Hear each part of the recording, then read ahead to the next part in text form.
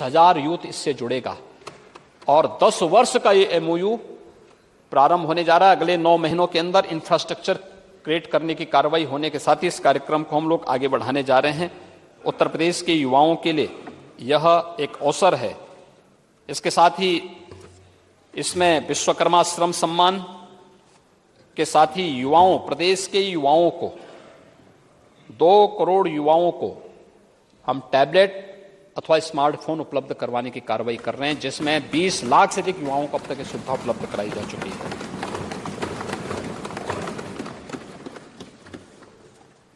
महोदय, सामाजिक सुरक्षा में भी प्रदेश के अंदर जो कार्य हुए हैं वह बहुत अच्छी दिशा में कार्य हुए हैं। एक अच्छा प्रयास प्रारंभ किया है। निराश्रित महिला पेंशन 12 से 17 के बीच में 17 लाख महिलाओं को सुविधा मिलती थी, 500 रुपये की पेंशन मिलती थी। और आज हम 31 लाख महिलाओं को 12,000 रुपये सालाना सुविधा दे रहे हैं, यानी 1,000 रुपये महीने सुविधा देने जा रहे हैं। वृद्धावस्था पेंशन 37 लाख लाभार्थी थे 12 से 17 के बीच में, 500 रुपये की राशि उन्हें उपलब्ध होती थी। आज इस 37 से बढ़कर के 56 लाख लाभार्थी हैं और इन्हें भी 12,000 रुपये सालाना सुविधा हम देते हैं। इसमें 1,000 रुपये की राशि 12 से 17 के बीच में इसके लिए बजट का प्रावधान था मात्र 1550 करोड़। आज इसके लिए बजट का प्रावधान है 7,948 करोड़। दिव्यांगजन पेंशन 8 लाख लाभार्थी थे, 300 रुपये पेंशन मिलती थी। राजभर जी ने 500 रुपये करवाया था और फिर आज 11 लाख लाभार्थी हैं और प्रत्येक लाभार्थी को 1,000 रुपये पेंशन दी जा रही है। 23-24 में आपके 12 से 17 के बीच में कोई बजट का प्रावधान नहीं था। 23-24 में 1552 करोड़ 75 लाख रुपए की व्यवस्था इसके लिए की गई है। और इसी प्रकार से कुष्ठावस्था पेंशन के लिए भी 11,430 लाभार्थियों को 3,000 रुपये मासिक पेंशन की व्यवस्था की जा रही है। इसके लिए 42 करोड़ रुपए की राशि उन लाभार्थियों के लिए इसमें उपलब्ध करवाई गई है। महोदय, अलग अलग सेक्टर में अगर हम देखेंगे, निराश्रित महिला पेंशन के साथ ही प्रदेश के अंदर मुख्यमंत्री कन्या सुमंगला योजना, इसमें 14 लाख से अधिक बेटियां इससे लाभान्वित हो रही हैं। 14,72,000 बेटियों को इससे सीधे सीधे जोड़ा जा रहा है और उन्हें एक पैकेज के रूप में 15,000 रुपये पूरे कालखंड के दौरान उन्हें उपलब्ध कराया जाता है। मुख्यमंत्री सामूहिक विवाह योजना, लगभग 2 लाख बेटियों की शादी इसके माध्यम से अब तक संपन्न हो चुकी है। 31,000 से 51,000 रुपये उस राशि की किया गया है। और जब योजना लागू हुई थी उस समय तमाम प्रकार की बड़ी यहां पर समाजवादी पार्टी ने उस समय इसका विरोध किया था। ये 2 लाख बेटियां थी जिनका विवाह इसके माध्यम से हुआ है। और अभी तो उज्ज्वला योजना के लाभार्थियों के लिए 1,74,00,000 लाभार्थी हैं, उनको हम लोग साल में 2 सिलेंडर फ्री देने जा रहे हैं। उसकी व्यवस्था इस बजट में की गई है। यह सरकार की योजनाएं हैं जो गरीब कल्याण के लिए समर्पित हैं और जिनको हम लोग आज भी इन कार्यक्रमों के साथ जोड़ रहे हैं। महोदय, चिकित्सा सेक्टर में कोविड आज हम देख सकते हैं न्यूनतम स्तर पर है, एकदम समाप्त। प्रबंधन, कोऑर्डिनेशन इसका परिणाम है। 40 करोड़ वैक्सीन की डोजेस दी गई, लगभग 40 करोड़। किसी की जाति, किसी का मत और किसी का मजहब नहीं देखा गया।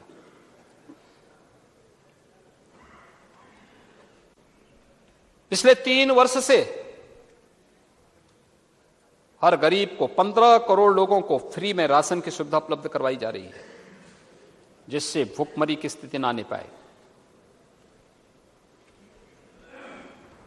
लगभग 13 करोड़ अब तक टेस्ट हो चुके हैं। और क्या स्थिति थी इससे पहले? आप लोगों का चिकित्सा स्वास्थ्य विभाग का बजट ही 12,000 करोड़ रुपए से कम का था। आज ये बजट 30,870 करोड़ रुपए का 23-24 में होने जा रहा है। Advance life support system ALS UP में 2017 के पहले नहीं थी। भारत सरकार एम्बुलेंस देना चाहती थी, लेकिन राज्य सरकार नहीं लेना चाहती थी। जब उस समय के हमारे स्वास्थ्य मंत्री जी ने मेरे सामने प्रस्ताव रखा कि भारत सरकार फ्री में दे रही, हमने कहा भी तत्काल ले लो। और आज 500 ALS हर जनपद में, प्रदेश के अंदर हर जनपद में प्रदेश की जनता को अपनी सेवा दे रहे हैं। प्रदेश के अंदर आयुष्मान भारत योजना 1,16,84,453 लाभार्थी परिवार, यानी ये इतने परिवार हैं लाभार्थी, इसका 5 गुना, लगभग 6 करोड़ से अधिक परिवार, 6 करोड़ से अधिक लोग इससे जुड़े हुए हैं। और इसमें अब तक महोदय, इसमें 1448 करोड़ रुपए जिन लोगों ने लाभ लिया है उन परिवारों को ओर से भुगतान किया गया है। जो बीमा कवर मिला है, यह भुगतान भी हो चुका है। डायलिसिस की सुविधा आज हर जनपद में बढ़ रही है। ये दुर्भाग्य है कि किडनी फेल्योर के मामले आ रहे हैं, नए नए यंग नौजवानों के, पूरे समाज के लिए बहुत चिंता का विषय है। लेकिन सिस्टम बैठा नहीं है। डबल इंजन सरकार भी सुविधा उपलब्ध कराने का भरपूर प्रयास कर रही है। हम किसी के लिए मना नहीं करते।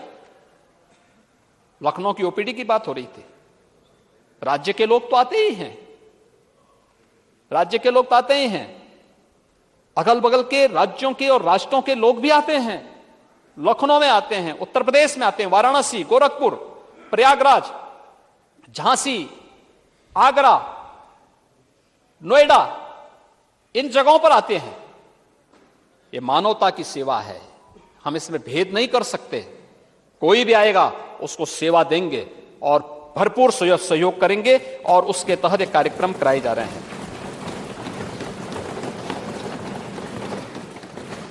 मुख्यमंत्री आरोग्य मेला महोदय, अब तक 11,72,29,000 से अधिक रोगी लाभान्वित हुए हैं। 2,06,70 गंभीर रोगियों को हायर सेंटर में रिफर किया गया है, और 11,80,000 से अधिक गोल्डन कार्ड भी जारी हुए हैं। प्रदेश के अपने कर्मचारियों के लिए कैशलेस उपचार के लिए भी बजट का प्रस्ताव किया गया है। महोदय, 17 के पहले हम लोगों को तस्वीर तो देखने को तब मिली थी जब कोविड आ गया, यानी ज्यादातर जनपद ऐसे थे जिन पे कोई वेंटिलेटर ही नहीं था। आज प्रदेश के सभी 75 जनपदों के पास अपने वेंटिलेटर हैं, ICU की सुविधा है, और उनको टेली कंसल्टेशन और टेलीमेडिसिन की सुविधा के साथ जोड़ने की कार्रवाई भी युद्ध स्तर पर चल रही है। और प्रदेश के अंदर संचारी रोग नियंत्रण का जो कार्यक्रम हुआ है, स्वास्थ्य विभाग को अनेक पुरस्कार मिले। कोविड प्रबंधन तो है ही, लेकिन मलेरिया उन्मूलन के लिए, डेंगू के लिए, कालाजार, चिकनगुनिया और इंसेफ्लाइटिस, पूर्वी उत्तर प्रदेश के जो हमारे जनप्रतिनिधि होंगे, तराई क्षेत्र से जुड़े हुए जो हमारे जनप्रतिनिधि हैं, कितनी संवेदनहीन थी वे सरकारें। जब बच्चे तड़प तड़प करके मरते थे और समय कालकल्पित होते थे, बच्चा तो बच्चा है, क्यों उसके साथ इस प्रकार का वो कर रहे हैं। और मुझे प्रसन्नता है, डबल इंजन सरकार ने 96% इंसेफ्लाइटिस को पूरी तरह रोक दिया है। अब बच्चों की मौत नहीं होती है।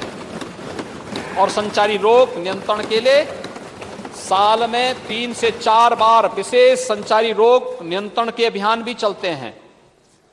1 डिस्ट्रिक्ट 1 मेडिकल कॉलेज की दिशा में भी हम आगे बढ़े हैं। तेजी के साथ एक कार्यक्रम आगे बढ़ रहे हैं। एमबीबीएस और पीजी की सीटें भी बढ़ी हैं। प्रदेश के अंदर अन्य तमाम योजनाओं के लिए भी पीकू बेड्स की संख्या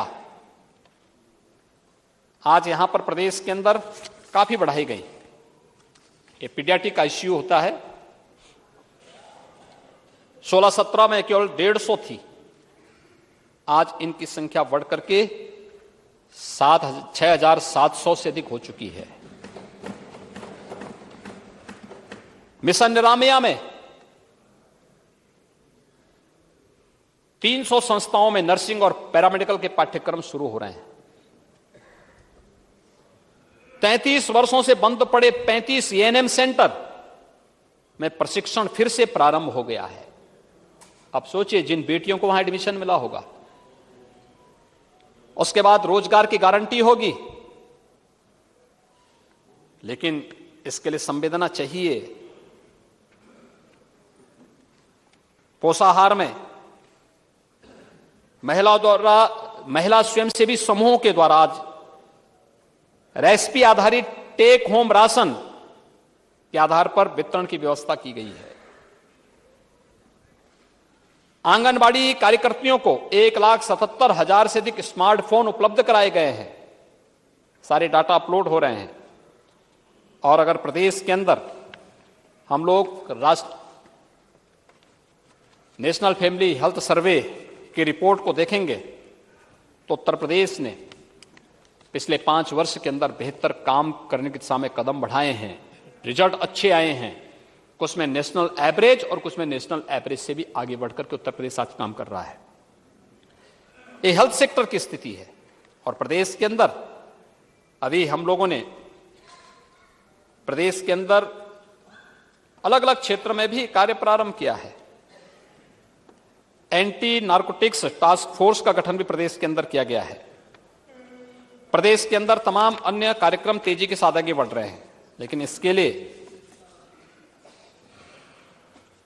सरकार के द्वारा जिस प्रतिबद्धता की आवश्यकता होनी चाहिए वह दिखनी भी चाहिए थी। महोदय, ऐसे ही अवस्थापना और औद्योगिक विकास के लिए भी मैंने कुछ पहले बात की भी है। इसमें इस सेक्टर में भी अच्छा प्रयास हुआ। हमारी जो एमएसएमई दम तोड़ रही थी, हर जनपद में था। आपके तो फिरोजाबाद में भी ग्लास का बहुत अच्छा काम होता है। पता नहीं आपने निवेश किया कि नहीं किया, आपको करना चाहिए था इसमें। अगर करते तो अच्छा रहता, लोग देखते, कम से कम आप अपने उत्पाद को दुनिया के मंच पर पहुंचाते। और मेरा मानना है आज भी फिरोजाबाद का हमारा जो कारीगर है बहुत अच्छा काम करता है। उनके सामने परेशानी थी, उस परेशानी से उन्हें मुक्त करने के लिए तमाम कार्य किए गए। और हम लोगों ने तो एमएसएमई अधिनियम 2020 के माध्यम से 1000 दिवस तक किसी भी विभाग में निरीक्षण से छूट का प्रावधान भी उनको उपलब्ध करवाया। आज परिणाम है कि सरकार के द्वारा उन्हें जो प्रोत्साहन दिया गया और परिणाम वो हमारे लिए रोजगार सृजन का भी माध्यम बना है और औद्योगिक निवेश की आधार स्थापित करने का भी एक आधार बना है। इस दिशा में इसने हमारे एक्सपोर्ट को भी बढ़ाया है। आज 1,56,000 करोड़ रुपए का निर्यात उत्तर प्रदेश दिशा में आगे बढ़ा रहा है।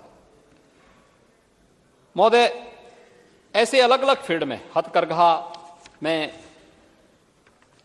प्रदेश के अंदर अलग अलग सेक्टर में प्रदेश ने हर एक सेक्टर में कुछ न कुछ नया किया है।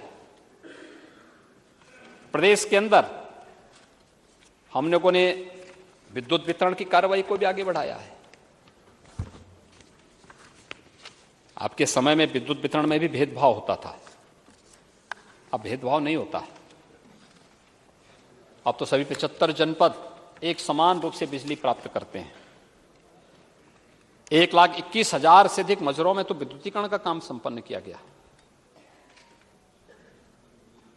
कुल विद्युत का उत्पादन जो 2012 से 17 के बीच में 18,631 मेगावाट थी, आज 17 से आज की स्थिति क्या है? 30,000 मेगावाट की विद्युत की अतिरिक्त क्षमता हमारे पास आज की वह है। प्रदेश के अंदर इस दिशा में हमने सोलर पावर के लिए भी एक अच्छा प्रयास प्रारंभ किया है। हमारा मानना है कि प्रदेश को आने वाले समय में जीरो नेट की तरफ जाना ही होगा और इस दिशा में जो प्रयास प्रारंभ हुए हैं उसके लिए बजट का प्रावधान भी किया गया है और हम लोग चाहेंगे कि जो सरकार की बायोफ्यूल की पॉलिसी है, रिन्यूएबल एनर्जी की है और फ्यूचर की हाइड्रोजन एनर्जी की फील्ड में जो कार्य होने जा रहा है, अनेक संभावनाओं को आगे विकसित करने जा रहा है। ट्रांसमिशन क्षमता को 16,348 मेगावाट से आप बढ़ा करके इस वित्तीय वर्ष के अंत तक 28,000 मेगावाट और 2025 तक 32,000 मेगावाट से अधिक करने की दिशा में सरकार कदम बढ़ा रही है और यह सरकार की योजना का हिस्सा है। महोदय, प्रदेश के अंदर इंफ्रास्ट्रक्चर के लिए इंटर स्टेट कनेक्टिविटी, शिवपाल जी पता नहीं पीडब्ल्यूडी मंत्रालय आपके पास था कि नहीं था, आपके पास छीन लिया गया होगा। नहीं तो ये गड्ढे नहीं होते सड़कों पे, और तो हटा दी, इसीलिए आप लोगों ने हटा दिया ना, इसीलिए तो हटा दिया। ये मैं कह रहा हूं ना, तो इंटर स्टेट कनेक्टिविटी उसको बेहतर किया गया है, 4 लेन के साथ जोड़ा गया है। 54 ऐसे मार्ग हैं जो इंटर स्टेट कनेक्टिविटी में आते हैं। नेपाल से बिहार, झारखंड, छत्तीसगढ़, मध्य प्रदेश, राजस्थान, हरियाणा, उत्तराखंड, दिल्ली, इन सब से जुड़े हुए। अगर आप लोग शिवपाल जी को रखे होते तो संभवतः जनता एक वो नहीं बोलती उस समय कि जहां पे देखो, यानी जहां सड़क पे गड्ढे दिखाई दे तो समझ लो उत्तर प्रदेश का बॉर्डर आ गया है। आपके समय नहीं था इसलिए आपको हटा दिया ना, हटा दिया इसलिए। लेकिन 2017 के बाद आज गड्ढा मुक्ति अभियान, inter state connectivity, express highways कार्य थे भारत सरकार ने क्या किया। थोड़ा दिल्ली से मेरठ एक्सप्रेस हाईवे पे एक बार नेता विरोधी दल चल लेते तो उनको पता लगता कि क्या किया है। 12 लेन का वर्ल्ड क्लास इंफ्रास्ट्रक्चर के साथ ये हाईवे बना है। 3 से 4 घंटे लगते थे, आज मात्र 45 मिनट में इस दूरी को तय किया जा सकता है। लखनऊ से कानपुर के बीच में ग्रीनफील्ड एक्सप्रेस हाईवे का निर्माण हो रहा है। अभी परसों ही पूर्वांचल एक्सप्रेसवे का, बलिया लिंक एक्सप्रेसवे का शिलान्यास माननीय